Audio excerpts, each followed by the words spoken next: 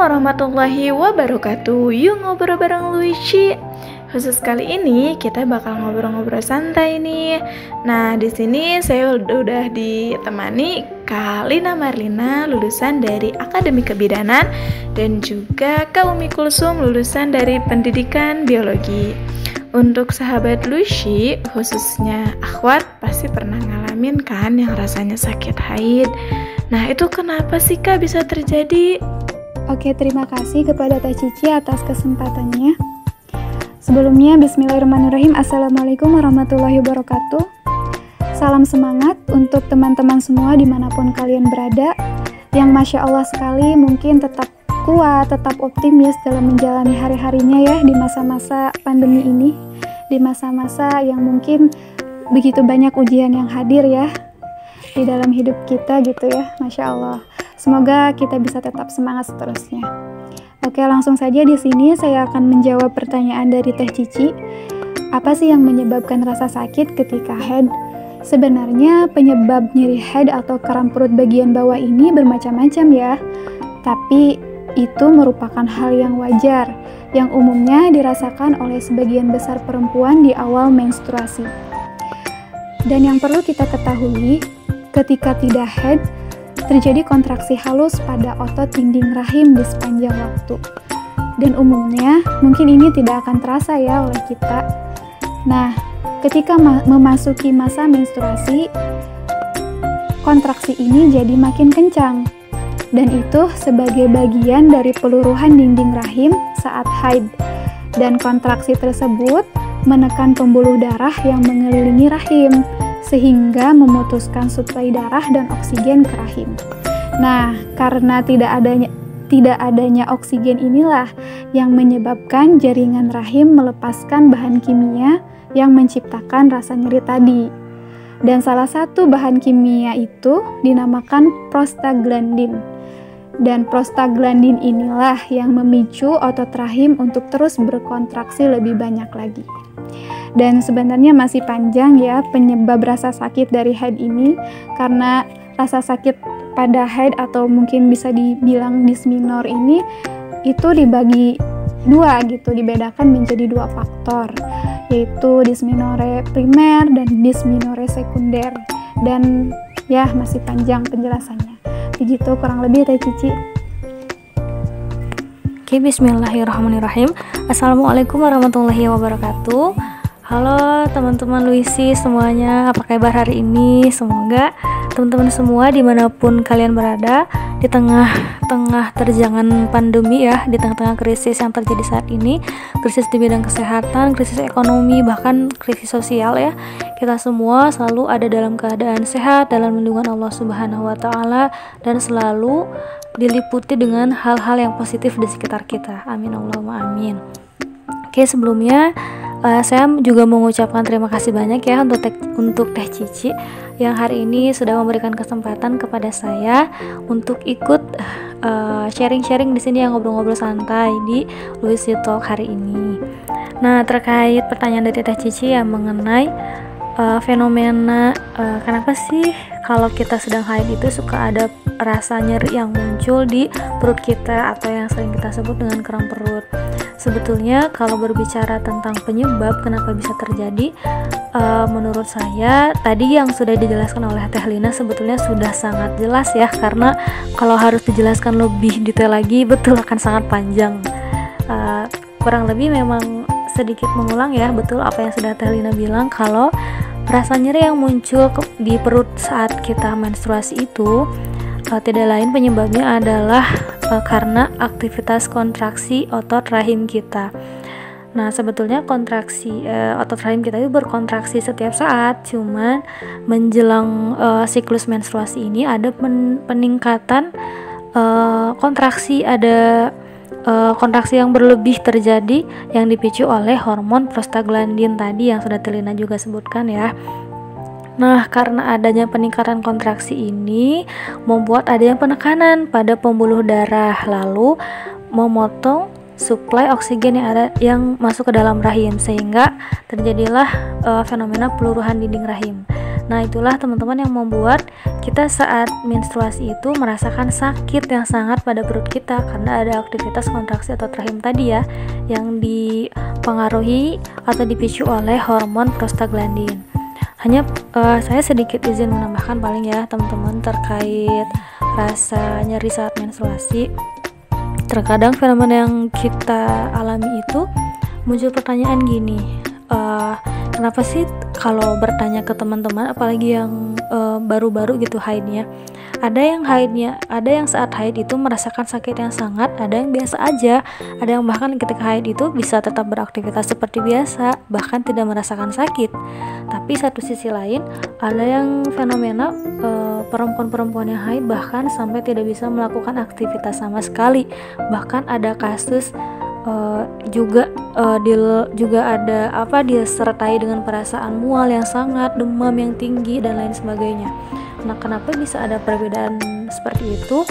Dikarenakan ternyata selain peran dari hormon prostaglandin tadi, juga ada peran dari hormon yang mengatur ambang nyeri dari setiap kita gitu. Jadi setiap perempuan atau setiap orang itu ternyata memiliki toleransi rasa sakit yang berbeda-beda yang diatur oleh hormon.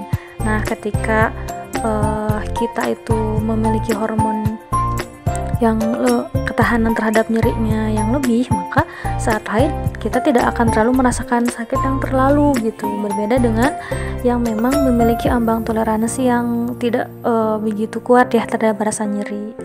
Seperti itu mungkin ya tambahan untuk awalan Teh Cici. Sebelumnya terima kasih. Maaf Teh Cici, izin menambahkan sedikit dari pernyataan Teh Umi tadi tentang kenapa kok bisa ada perempuan yang sakit haidnya biasa aja dan ada yang sakit haidnya mungkin gak biasa sampai tidak bisa melakukan aktivitas seperti biasanya. Saya sangat setuju sekali ya tentang adanya ambang rasa nyeri yang dimiliki setiap orang yang mungkin berbeda-beda respon nyerinya terhadap suatu kondisi, terkhusus ketika menstruasi ini. Sebelumnya, saya akan menjelaskan terlebih dahulu ya sedikit tentang hormon prostaglandin yang dari tadi kita bahas. Yang mungkin teman-teman bingung, apa sih hormon prostaglandin itu yang dari tadi dibicarain gitu kan? Nah, perlu teman-teman ketahui, hormon prostaglandin itu adalah bahan kimia yang diproduksi oleh tubuh wanita yang dapat menyebabkan gejala yang berhubungan dengan ketidaknyamanan saat menstruasi tadi. Seperti yang dijelaskan Teh Umi ya, ada yang sampai mual, demam, dan sakit yang gak biasa. Nah, selain itu mungkin dipengaruhi dari ketahanan ambang nyeri seseorang, itu juga sebenarnya dipengaruhi oleh hormon prostaglandin tadi. Karena hormon prostaglandin ini bisa menyebabkan seseorang merasakan mual, lemas, pusing, bahkan demam. Nah, sebagian perempuan juga memiliki hormon prostaglandin yang berlebih.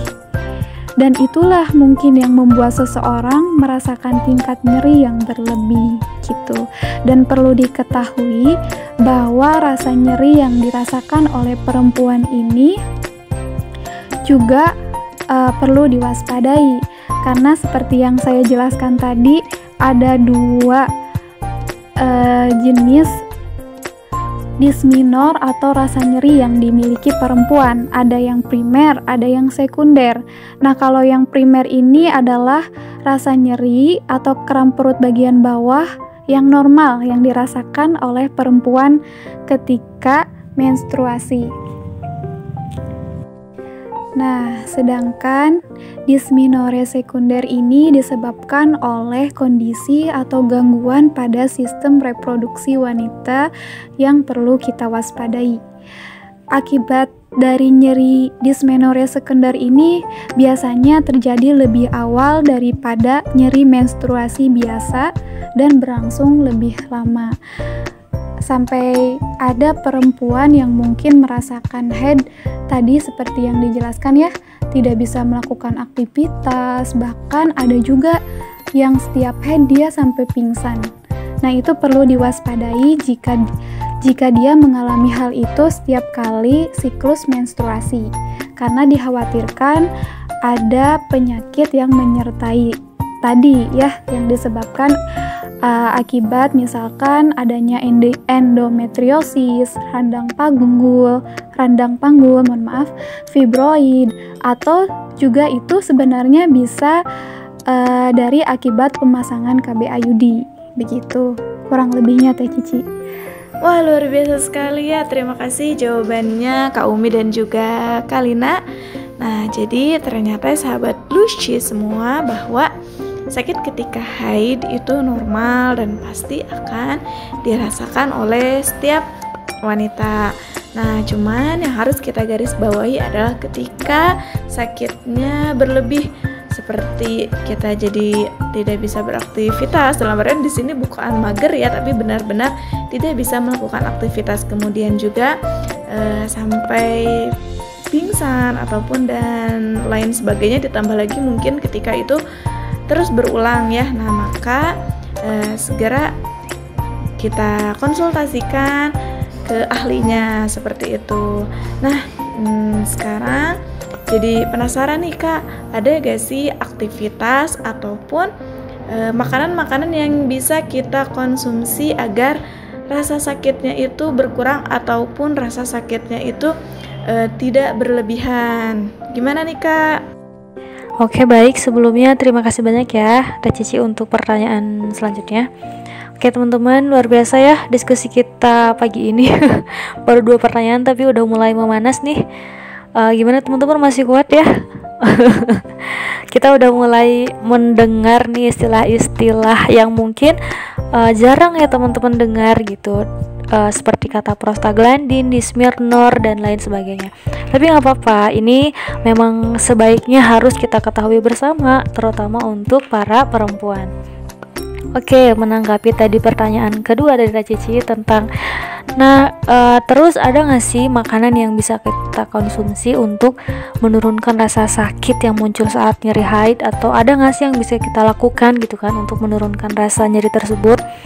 Nah, jadi gini teman-teman, sebagian besar yang saya lihat ya, yang saya amati, ketika ada perempuan-perempuan yang akhirnya merasakan sakit yang sangat gitu saat haid, rata-rata sebagian besar memilih untuk hanya tidur atau tidak melakukan aktivitas. Nah, ternyata itu salah besar loh. Malah dengan kita hanya berdiam diri, itu akan semakin membuat kita merasakan nyerinya gitu. Nah, sebetulnya ada beberapa hal yang bisa kita lakukan untuk mengurangi rasa sakit yang muncul saat haid. Pertama, bisa dengan menerapkan panas. Maksudnya menerapkan panas itu dengan memberikan rasa panas atau hangat pada bagian perut kita yang nyeri gitu. Jadi teman-teman bisa dengan kayaknya udah banyak yang melakukan juga dengan mengisi air hangat ke dalam botol atau bantal pemanas yang lainnya, lalu ditempelkan ke bagian perut yang sakit. Nah, rasa panas yang akhirnya diantarkan dari air panas tersebut ke perut kita itu dapat mengendurkan otot dan meredakan kram yang terjadi pada perut kita gitu. Salah satunya itu ya bisa dengan menerapkan panas pada tubuh. Nah, selain tadi mengendurkan otot, juga rasa panas itu yang nantinya akan terhantarkan ke perut kita itu akan membuat otot rahim dan organ di sekitar rahim kita itu menjadi lebih rileks dan otomatis akan meredakan kram dan ketidaknyamanan yang terjadi gitu. Nah, selanjutnya bisa dengan melakukan aktivitas olahraga ringan. Nah, jadi tadi salah ya, kalau ketika kita nyeri haid terus hanya tiduran aja, itu justru akan menambah rasa sakit. Malah ketika kita merasakan sakit di perut atau kram kerut seperti saat haid itu, kita dianjurkan untuk melakukan olahraga ringan, misalnya seperti peregangan ringan, berjalan-jalan, atau melakukan yoga gitu. Nah, olahraga ringan yang kita lakukan tersebut itu akan mendorong tubuh kita itu melepaskan hormon endorfin. Nah, hormon lagi nih. Ini ya, melepaskan hormon endorfin yang merupakan hormon penghilang rasa sakit alami gitu ya.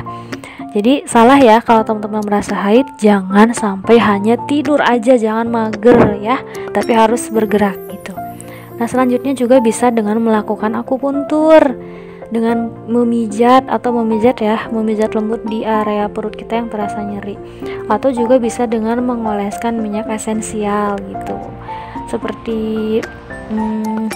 kayu putih atau minyak-minyak yang bisa membuat tubuh kita lebih rileks gitu intinya, agar mengurangi rasa ketidaknyamanan juga gitu.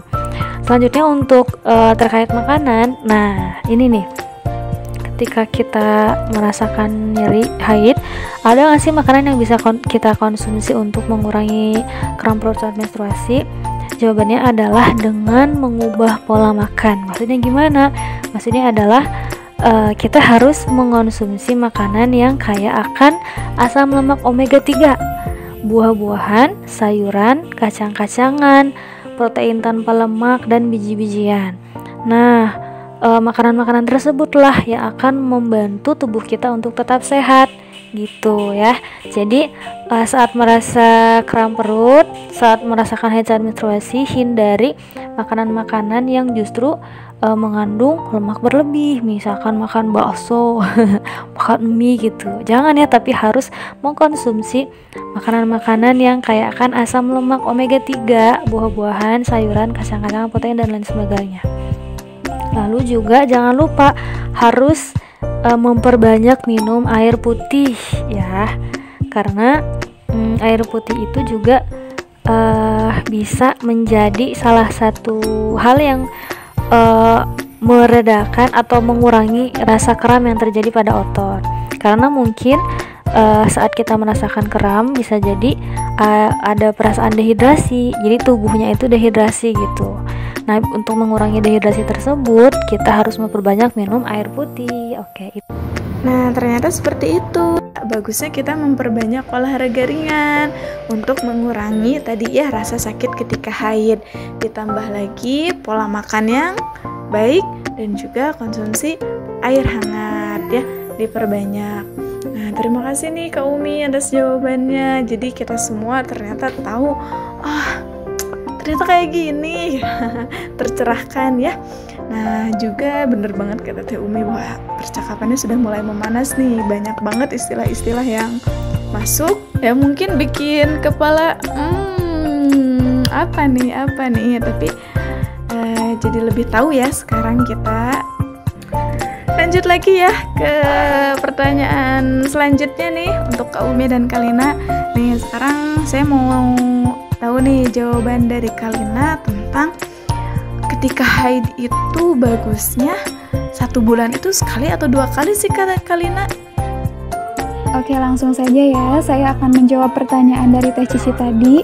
Jadi sebenarnya normal gak sih ketika seorang perempuan mengalami menstruasi dalam sebulan itu 2 kali?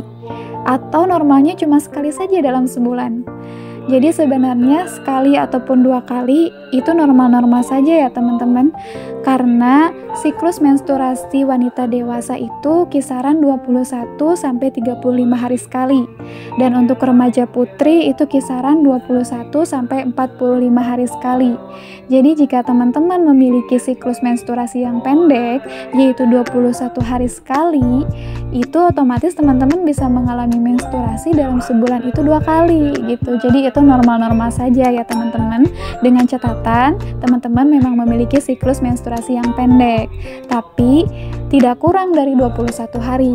Karena kalau kurang dari 21 hari, apalagi sampai keterusan, teman-teman harus tetap mengkonsultasikannya ke tenaga kesehatan gitu.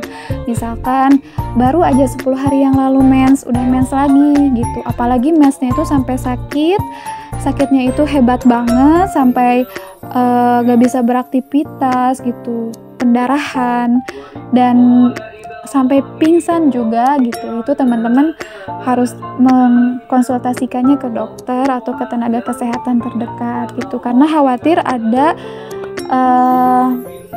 penyakit yang menyertai itu gitu.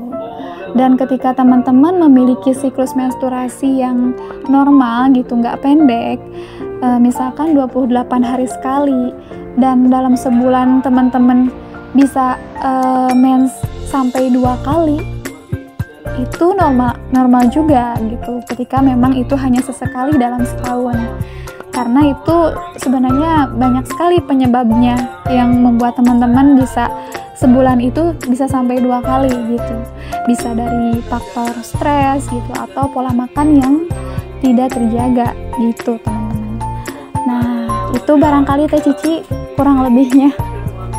Nah, jadi kayak gitu tuh sahabat Lucy. Jadi ketika dalam 1 bulan kita haidnya sekali ataupun 2 kali, itu masih normal ya.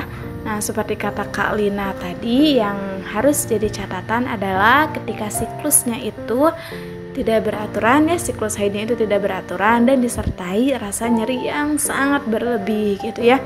Maka ketika hal itu terjadi, jangan sungkan-sungkan untuk konsultasikan ke tenaga kesehatan yang ahli ya. Oke, lanjut ke pertanyaan selanjutnya ya Kak Umi dan juga Kak Lina. Nah, pertanyaan selanjutnya adalah haid normal itu berapa hari sih Kak? Seminggu atau 10 hari kah? Terus juga warna haid yang normalnya itu seperti apa sih Kak? Dan juga ada lagi pertanyaannya, ketika hamil kemudian haid, itu masuk haid atau bukan sih? Kemudian ke janinnya aman gak sih Kak? Penasaran kan? Nah, tapi sayang banget nih karena waktunya sudah habis. Kak Umi dan juga Kak Lina gak bisa jawab sekarang. Kalau mau tahu jawabannya, yuk nantikan di Ngobrol Bareng Lucy minggu depan. Wassalamualaikum warahmatullahi wabarakatuh.